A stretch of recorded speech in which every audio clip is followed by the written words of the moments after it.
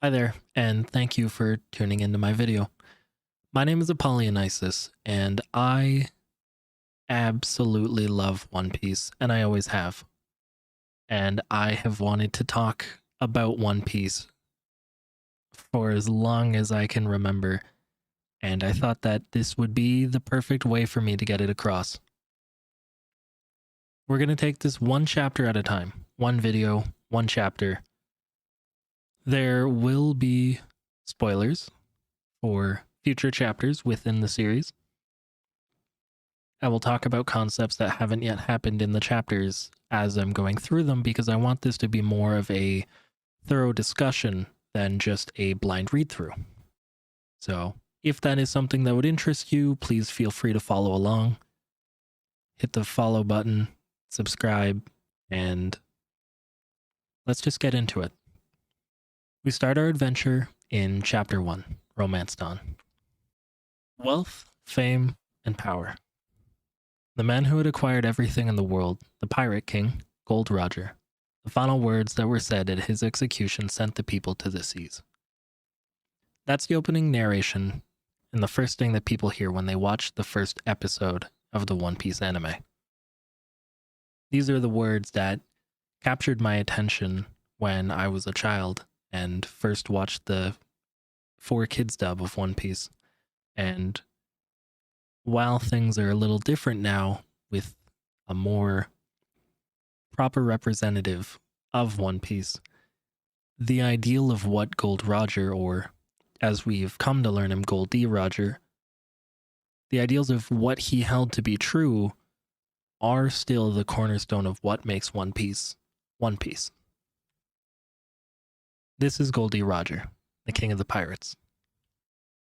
And this is the first panel of One Piece. This is where Gold D. Roger dies. After achieving everything in his life, Gold D. Roger gets executed.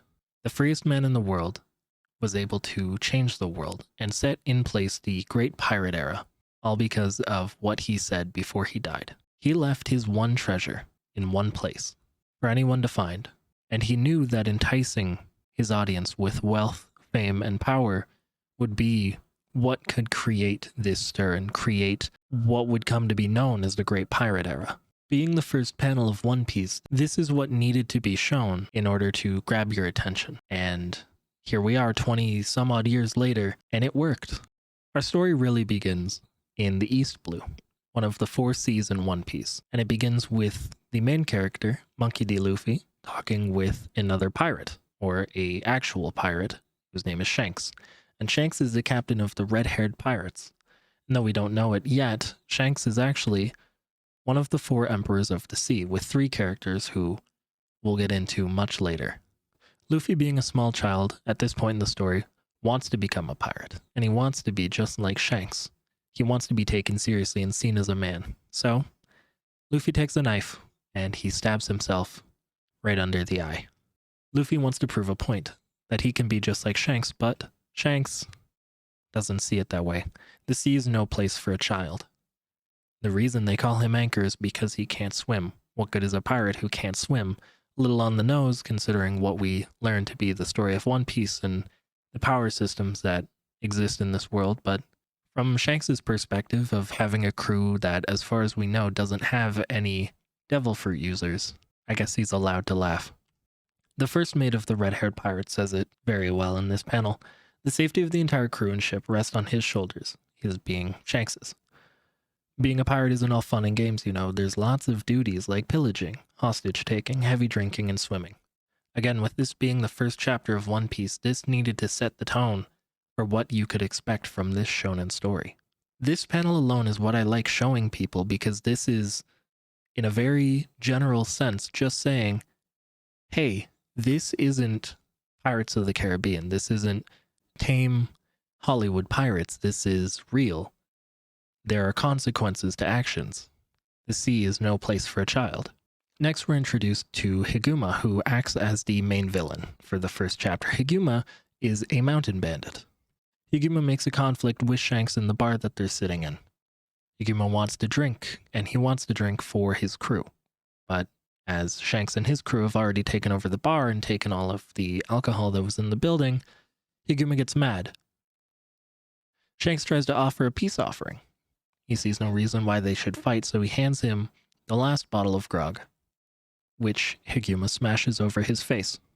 Higuma, as we learn, is a wanted man. He's killed over 50 people and has a bounty of 8 million berries, which we're told is a lot. It's a big deal. That's a big number. But as we learn later in the story, doesn't really count so much when you consider who Shanks turns out to be. Higuma and Shanks are not the same. Higuma continues to assault Shanks. Feeling offended for everything that he's been offered so far, he makes a mess, makes fun of Shanks, and then leaves. Not before Luffy, being the small and relatively single-minded child that he is, gets very upset that Shanks wasn't willing to fight back. Luffy says that Shanks was made out to look like a weakling, saying that Shanks needs to stand up for himself or he'll end up being a disgrace to all pirates.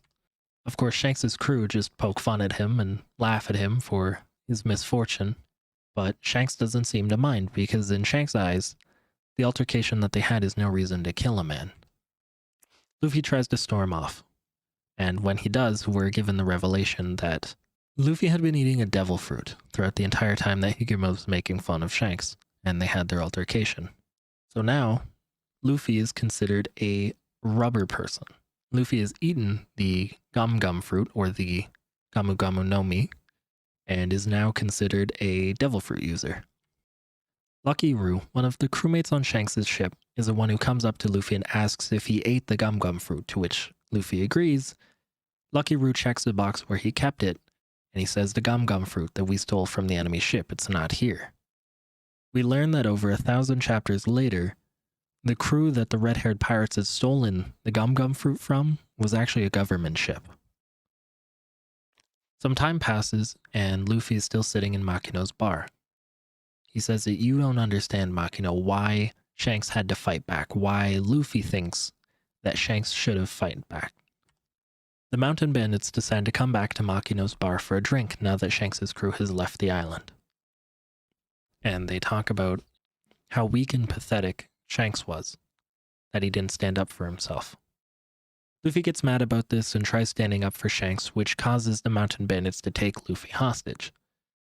The mountain bandits believe that Luffy has insulted them, and thus, they need to do something about it. The mayor of the town comes and pleads for Luffy's life. Higuma says, "Nice try, old man. You know how the world works." And this is where Shanks shows up. The red-haired pirates had come back to the island just in time to save Luffy's life, which, I can tell you as a reader, this won't be the only time that this happens.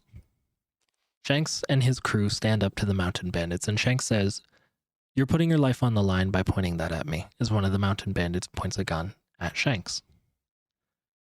It's not safe to point guns at people. Then he dies. This is our first look into the world of One Piece and how we really get to see how pirates operate.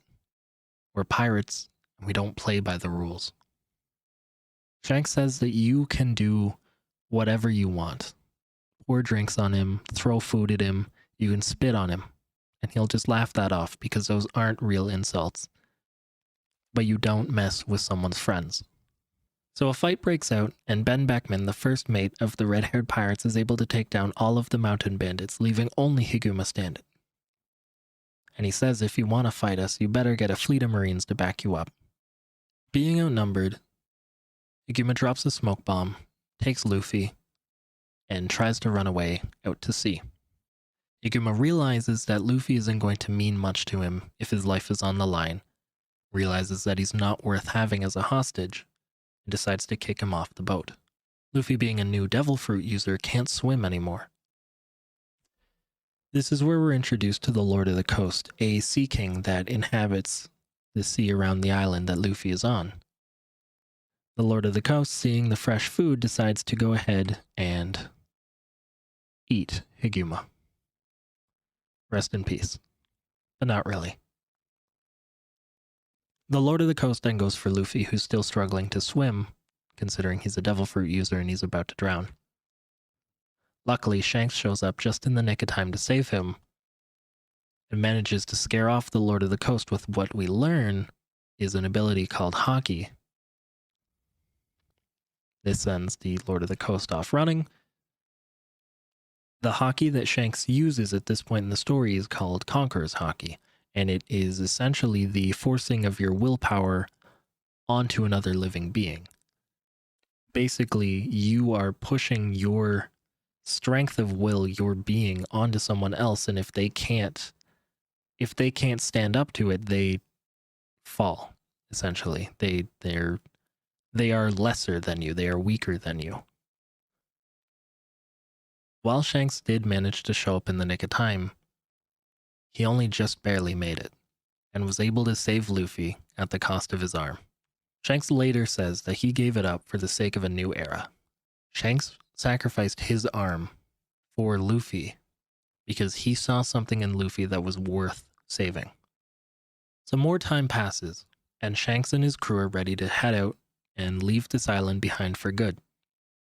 He asks Luffy if he's going to be sad, and Luffy says yes, but I don't want to join your crew anymore. Luffy wants to become a pirate on his own. Luffy says that one day he'll have a ship and a crew even better than yours, and he'll have the biggest treasure in the world because Luffy only wants to be the king of the pirates. Shanks, who is incredibly moved by this, decides that he's going to pass on his straw hat to Luffy. He says that this hat means a lot to me, and we learn later in the story that Shanks had been given the hat by the previous king of the pirates, 𝚤𝚘𝚙𝚢𝚛𝚒 Roger. So this hat has been passed down from one great legacy to another, and now belongs to Luffy. We get another fast forward, this time 10 years later to the real start of the story.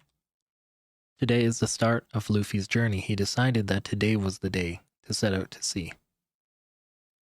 But not before the Lord of the Coast comes back. Luffy says that he's been waiting a long time to do this, that he's been practicing his punch for the past 10 years, getting ready for this moment, so that he could set out to sea and become a real pirate. So Luffy declares the first punch of the entire series with the Gum Gum pistol. Luffy declares that first things first, I've got to get a crew. I think about 10 men should do, and I'll need a pirate flag. We know who Luffy is. We don't know his Jolly Roger yet. Of the 10 crewmen that he wanted, we have an idea that he wanted a first mate, a navigator, a sniper, a cook, a doctor, an archaeologist, a shipwright, a musician, a helmsman, and one we still don't know, even to this day. The final panel shows Luffy actively declaring his dream as he sets out on his journey and begins his search for the One Piece. With this being the first chapter of what would go on to become a very long-running serial manga, I'm sure there were a lot of things that the writer Ichiro Oda had to make sure were meticulous and perfect for this first chapter to make sure that he got signed on to continue his story. For being a first chapter, there are a lot of things that are done really well and that really set the ground for what is to come. I'm looking forward to going over every chapter, and I hope that you will join me on this journey, and I hope that you'll enjoy, and we can start a conversation about One Piece. This has been One Piece Chapter 1, Romance Done. Thank you for watching.